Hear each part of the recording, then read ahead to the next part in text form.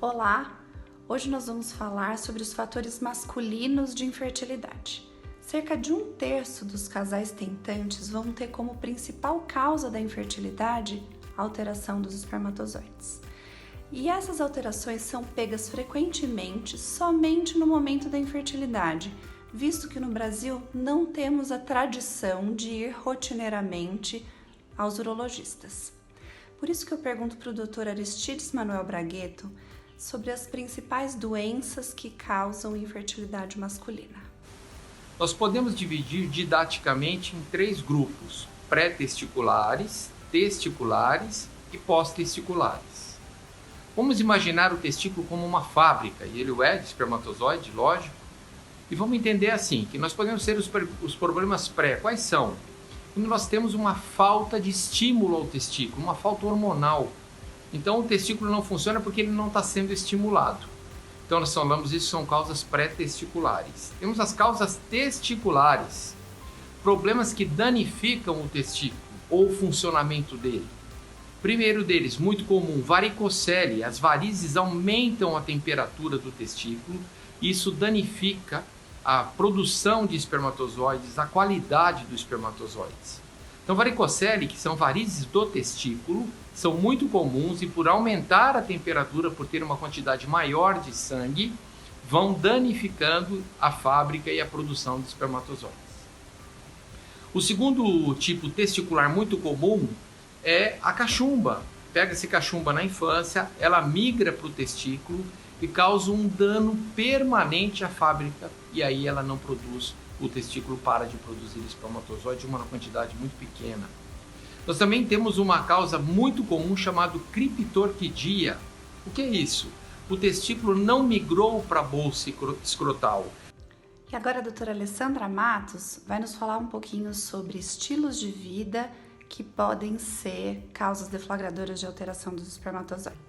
Acredita-se que a contagem de espermatozoides tem diminuído ao longo dos últimos anos, também por questões ambientais e no estilo de vida. Assim, dormir pouco, estresse, sedentarismo, exposição à poluição ou a produtos tóxicos, profissões que exigem ambientes com muito calor, exposição a produtos como solventes orgânicos, radiação, metais pesados, tudo isso poderia alterar a produção dos hormônios masculinos ou aquecer os testículos, no caso das profissões com ambiente de calor excessivo, e provocar alteração nos parâmetros do espermograma, nos parâmetros do sêmen. Estudos observacionais têm mostrado que, com relação à alimentação rica em carne processada, gorduras saturadas ou o próprio alcoolismo excessivo, poderiam levar à diminuição da quantidade e da motilidade dos espermatozoides. É importante falar do fumo e de drogas que também alteram a vascularização testicular, com isso contribuindo também para a má qualidade do sêmen. Dr. Daniel Faundes, quais exames solicitar ao homem frente à infertilidade? E como se lê esse exame? Num casal com infertilidade, o principal exame a ser realizado no homem é o espermograma.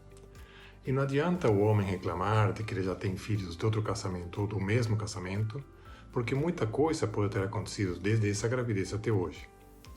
Dentre as características observadas no espermograma, as mais importantes são a concentração, que deve ser acima de 15 milhões, e a motilidade, porque não adianta ter um monte de espermatozoides e estão todos parados.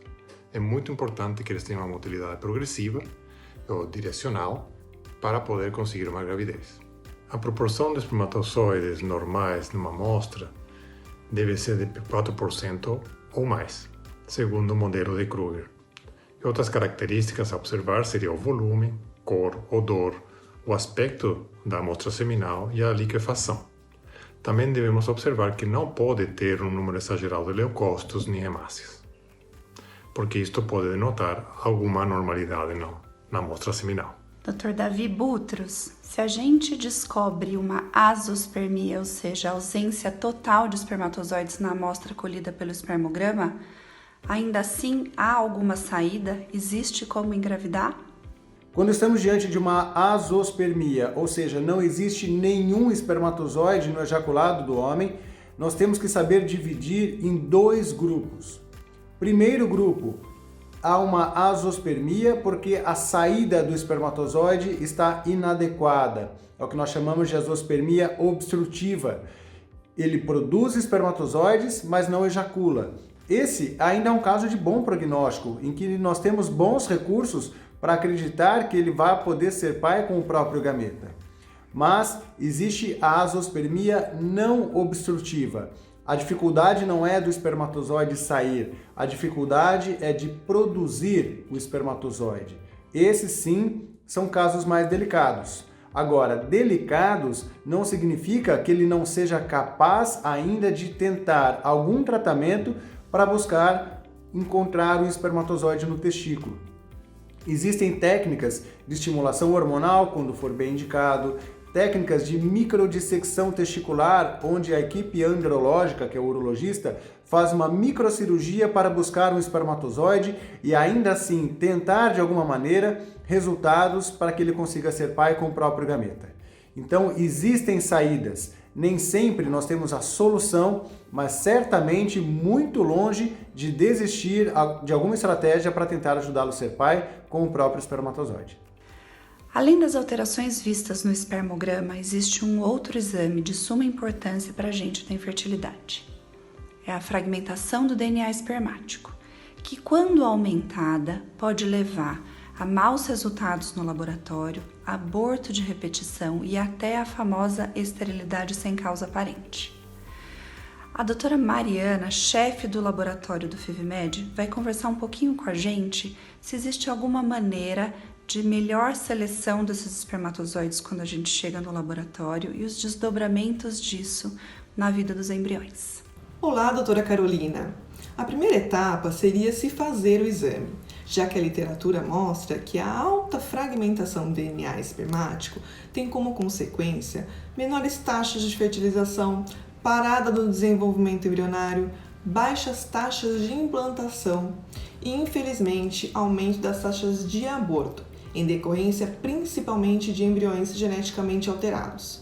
A segunda etapa seria o tratamento desse paciente com essa fragmentação alterada antes dessa amostra chegar ao laboratório para a fertilização. Mas nós sabemos que em muitos casos não há tempo suficiente para que esse paciente seja tratado e também que o tratamento ainda é empírico e pouco efetivo. Por esse motivo, existem alguns procedimentos que podem ser feitos por nós do laboratório para selecionar, então, os melhores espermatozoides com o DNA íntegro ou menos fragmentado. O primeiro passo seria o próprio processamento seminal. Então, com a utilização de meios com concentrações diferentes, que chamamos de gradiente descontínuo, já conseguimos separar boa parte dos espermatozoides imóveis. Após esse processamento, fazemos a técnica de swim-up, no qual deixamos que os melhores espermatozoides nadem até a superfície do tubo de ensaio. Vários estudos e testes que nós mesmos realizamos no FIVMED mostram que esses espermatozoides têm maior probabilidade de ter DNA íntegro. Existe também a técnica chamada de PIXI, ainda muito utilizada por algumas clínicas, que já foi demonstrado em algumas revisões sistemáticas a sua não eficácia para a seleção de espermatozoides de acordo com a sua integridade de DNA. Mas então, qual a técnica que nós utilizamos no laboratório FIVMED? Nós utilizamos a técnica de processamento seminal com swim-up, mais a técnica de birrefringência, que seria a utilização de uma luz polarizada no microscópio para a seleção do melhor espermatozoide na injeção. Ou seja, durante o procedimento da ICSI, essa luz especial do microscópio faz com que o núcleo dos espermatozoides com DNA com menor fragmentação ou com DNA íntegro brilhem para o embriologista e dessa forma conseguimos selecioná-los para a injeção. Ele é um procedimento que não é prejudicial para o espermatozoide e no nosso laboratório ele já tem um número bastante significativo de casos que utilizaram a técnica e com bons resultados. E logo será publicado em revistas científicas da área.